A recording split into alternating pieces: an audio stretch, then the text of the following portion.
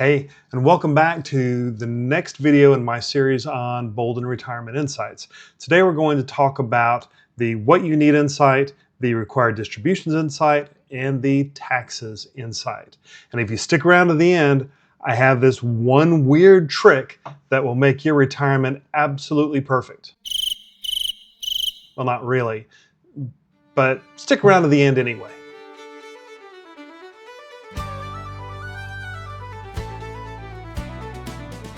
In case we haven't met, I'm David. I am not a retirement expert, but I've been using Boldin for a couple of years, and I use this channel as a way of passing along some of the things that I've learned. And if you enjoy the video, it would really make my day if you would give it a like. And if you're feeling extra generous and you haven't already done so, please subscribe. Thank you.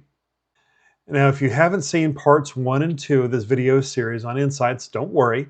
They're linked in the show notes down below the video. But go ahead and watch all of this and then go back and watch the first 2. So today we're going to dig into 3 Bolden insights, what you need, required distributions, and taxes. All of Bolden's retirement insights are designed to help you make this complicated retirement planning just a little bit more accessible.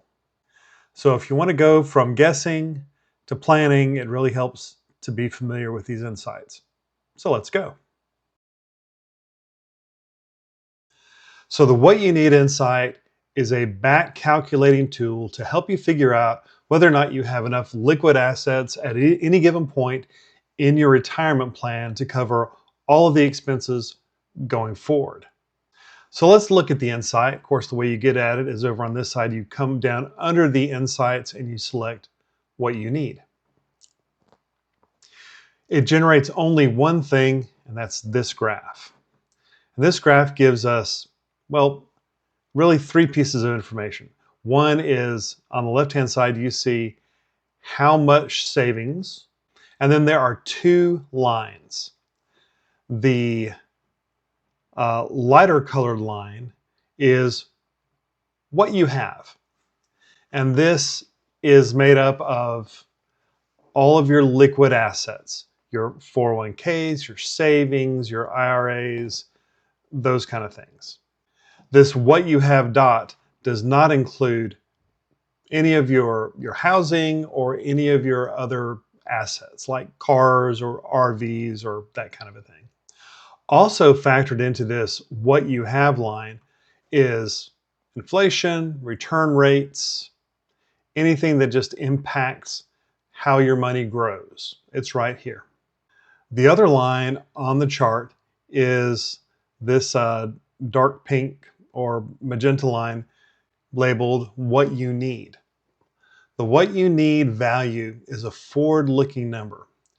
This is the amount of liquid savings that you need to have that when you combine it with all of your sources of income, your Social Security and your annuity and maybe any future work you're doing, when all that's put together, this is how much liquid money that you need to have that year so that going forward, all of your expenses are covered. This is the way that you want the graph to look. You want the what you have line to be above the what you need line. Because what that means is that you have room left to spend. You can do more with your money because you're not about to run out. But if we make things look a little rougher, let's say we switch this to a pessimistic set of numbers, you'll notice that now the chart has inverted. Pessimistic assumptions, of course, are a big stress test. The what you need line is regularly above the what you have line. This is not what you want to see. If this is the case for your scenario, then you're going to have to make some cuts or maybe work longer. The power in this insight is it just reveals to you at a glance whether or not there is an ugly gap between what you're going to have and what you're going to need. The next insight we're going to look at is the required distributions insight. This tool tells us about clearly required minimum distributions. And there are really two categories of those required minimum distributions. One are the ones that kick in when we reach that required age, somewhere between 73 and 75, depending on how old you are. And the other required minimum distributions are associated with an IRA or a 401k that you may have inherited, because they have their own distribution rules, right? So let's fire up the required distributions insight and see what it tells us. So let's scroll down, and the first piece of information that it shows us is when required distributions began. If you look at this one right here, it says your required distributions start in 2024 at age 75, which is exactly what you would expect. This one above it says your spouse's required distributions start in 2024 at age 55. It looks different because I have modeled inside of this couple's plan an inherited IRA. Scrolling down further, it tells us which of my accounts have required distributions. So what I see here is there's a couple of drop downs here that I can click on. The top one is traditional retirement accounts. These are your IRAs and 401ks and so forth. And this will just show us what's in the plan. In this case, 401ks with RMDs starting in 2044. Down here we have an inherited account, which is the distributions started in 2024 and must be completed by 2033. Scrolling down further, we see that we have a chart. And this chart shows us the amount and the source of required distributions over the lifetime of the plan. It's in two colors. I think that's green, and I think that's maybe a dark green. And if you look across, so that you see that these are the spouse's distributions in the dark color and the plan owner's distributions in the lighter color.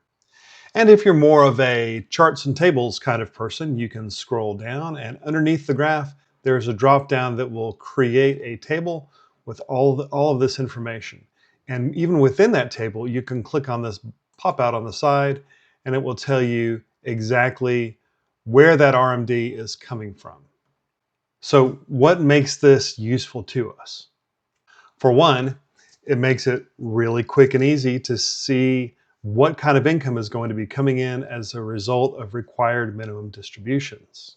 If you recall, when you look at your expenses and income section in another part of Bolden, what you'll see is that if an RMD is less than your needed withdrawal to cover your expenses for a given year, then it just shows up as part of your regular income. However, if your RMD is greater than what you need to cover your expenses, then it will take the difference between what you need and what you're required to take out, and it will then reinvest that based on your setting for what to do with excess income. Seeing it on the graph prompts you, though, to maybe not follow the automated route, but to go ahead and take some action. Maybe you're going to plan to spend that money, or to invest it, or to do something else with it, maybe to give it away. But these charts help you spot those opportunities to make these changes and enhance your plan. It also helps us avoid penalties by reminding us and helping us spot when these RMDs are need to be taking place, and just how big those RMDs are supposed to be, so that we can not have to pay those IRS penalties. And now let's talk about taxes. The taxes insight is kind of a dashboard to help you spot, understand, learn about how you're going to have to pay taxes. So let's look at the taxes insight. If we scroll down, we'll see there's a very important button at the top here where you can toggle between federal taxes and state taxes. Most of these charts will change a little bit, at least when you click these buttons, but the first chart does not. The first chart is estimated taxes. When you look at the estimated taxes chart, what you find is that as you mouse over or select any of these bars, you get to see all of your taxes that are estimated for that year. This year has federal capital gains tax in it, state income tax, federal income tax, but no FICA. You come back here to 2031, the couple's still working. And so you'll find that there is indeed FICA, as well as state income tax and federal income tax. So you have in here a snapshot of the magnitude of the taxes and also when those taxes take place. Note that, as with lots of these plans, I can come up here to the top and I can adjust the forecast to show today's dollars or future dollars. And as I toggle between these two, you can see how the chart changes. Now remember, we have selected federal to start with. So let's scroll down to the next chart, which is gross taxable income by source. And when I click on one of these, gross taxable income by source, it will show me all of the taxable income for that particular year. Like under savings down here, you'll see that we have a required minimum distribution as well as a savings drawdown. This helps you spot whether or not your RMDs are going to hurt that year. In this case, you have both a savings drawdown and an RMD. So in that case, you're not paying extra taxes because you're having to take out so much more on your RMD. Let's go back up and we're going to toggle this to state. And here we have gross taxable income by source for the state. And I have chosen Massachusetts as my state for this model because I know that Massachusetts has a certainly infamous state income tax.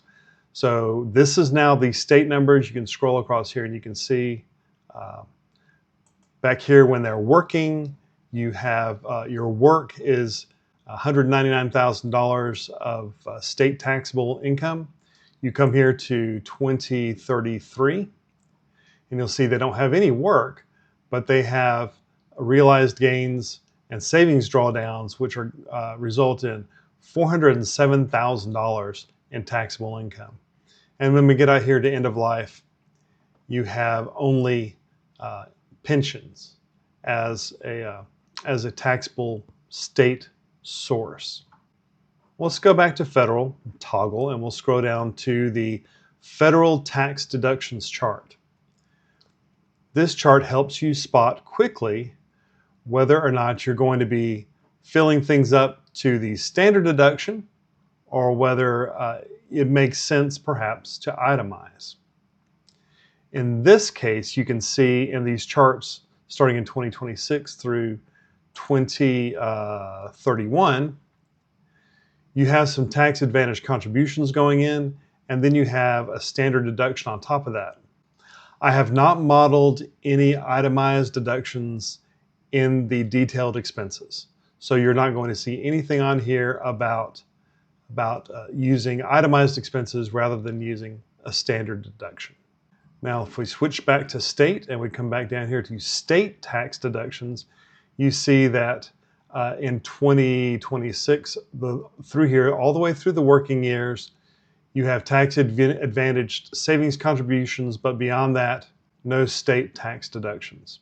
We're back to federal. And then our last chart here is net taxable income by federal tax bracket. So this is net taxable.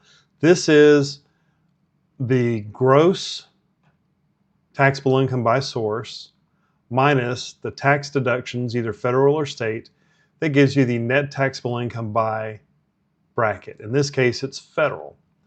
So if we come across here, we'll see that, say here in 2047, 10%, 12%, and 22% tax brackets are illustrated by these different bars.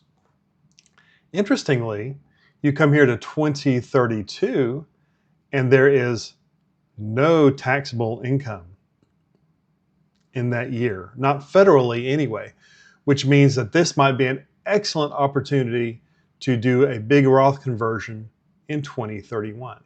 Now, if we go back up and we switch to state, I have switched to state, and we look at the next net taxable income by state tax bracket, we can see here, we've got, again, 2031 is a low tax year. But beyond that, you have a fairly sizable amount of taxable income going on through the rest of life. So these graphs are really useful at helping your eyes process the data and helping you spot opportunities or maybe problems. But keep in mind, while this is a good tool that's useful for long-term planning and maybe some what-if modeling, it is not a replacement for advanced, detailed tax planning software. Keep in mind that Bolden doesn't model some specific things like net investment income tax and the alternative minimum tax.